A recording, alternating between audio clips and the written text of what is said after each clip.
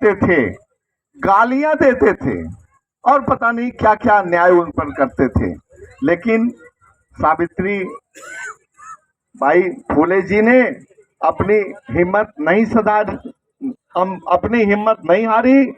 उनके मन में समाज को सुधारने का, समाज को शिक्षित करने का, जागरूक करने का एक जज्बा था। उस जज्बे के आगे लोगों ने जो उनको धमकाने का और रास्ते से भटकाने की कोशिश की, उनके जज्बे के आगे वो काम नहीं आई। और इसमें ज्योतिराव साहब का, जो उनके महान पतिदेव थे, उनका भी बहुत हाथ था। दोनों ने एक दूसरे को संबल दिया और उन्होंने लड़कियों की शिक्षा के लिए और लड़कों की शिक्षा के लिए एक समाज में नींव रखी। हम सभी लोग जानते हैं कि हम जिस तबके से आते हैं, पहले एक जमाना था, सदियों पहले क्या क्या अत्याचार होते थे, क्या क्या जुल्म होते थे, आपको मालूम है। उसको दोहराने की जरूरत नहीं है कि कोई आपकी छाया से भी परहेज करता था। लेकिन देश में एक महान शख्सियत हुई, बाबा साहब भीमराव अंबेडकर जी, जो कि एक महान न्यायविद थे और बहुत अरसे बाद देश ने उनको भारत रत्न देकर सम्मानित किया। मैं सोचता हूं कि उनको देश के आजाद होने के बाद ही तुरंत भारत रत्न मिल जाना चाहिए था।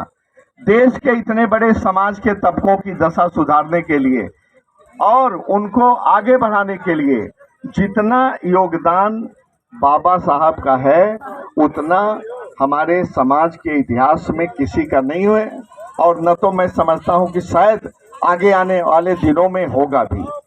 हम सभी लोग जानते हैं, एक गलतफहमी है कि बाबा साहब ने केवल शेड्यूल कास्ट, शेड्यूल ट्राइब, अनुसूचित जाति की ही दशा सुधारने के लिए कोशिश किया। ऐसी बात नहीं है। बाबा साहब ने इसके अलावा जितनी ओबीसी की जातियां हैं, पिछड़ी जातियां हैं, जिस तरह से अनुसूचित जातियों के रिजर्वेशन के लिए लड़ाई लड़ा उन्होंने, उससे ज्यादा लड़ाई वो पिछड़े वर्ग के लिए भी लड़ रहे थे, लड़ना चाहते थे। लेकिन उनका साथ समाज के अन्य वर्गों के सत्ताधारी दल के लोगों ने दिया नहीं और इससे आहत होके और उनको नेहरू कैबिनेट से इस्तीफा भी देना पड़ा। तो मैं कहना चाहता हूं कि बाबा साहब ने समाज के 85% लोगों के हितों की रक्षा के लिए, उनकी लड़ाई के लिए, उनकी बेहतरी के लिए काम किया। लेकिन कुछ लोग केवल ये जानते हैं भ्रम में कि केवल बाबा साहब केवल एक खास तबके के लोगों की भलाई के लिए काम करते रहे। ऐसी बात नहीं है।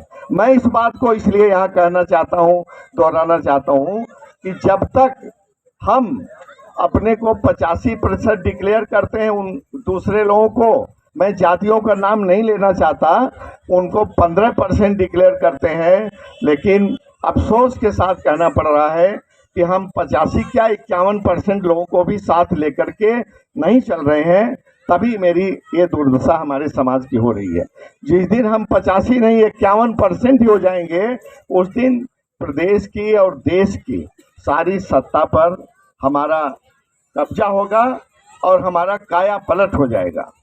देखिए, ये जो आप अभी कह रहे थे, एक हमारे माननीय लाल प्रताप जी समाज को जागरूक करने की बहुत क्रांतिकारी ढंग से अपनी बातें रखते हैं।